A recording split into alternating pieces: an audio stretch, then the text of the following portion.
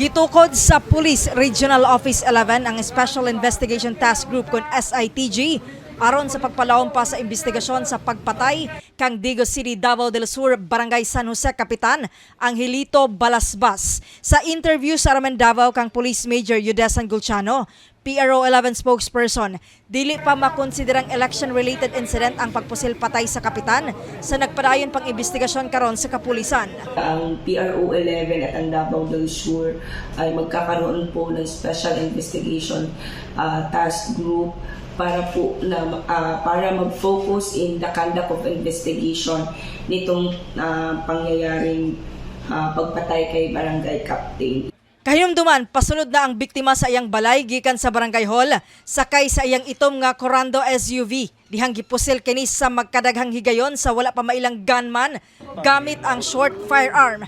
Gidala pa sa ospital ang biktima apan gideklara kining dead on arrival. Sigon ni Gulciano, nagpadayon ng hot pursuit operation sa niikyas nga gunman. Matud niini nga andam ang kapulisan sa paghatag og seguridad ug proteksyon sa pamilya sa gipatay nga kapitan.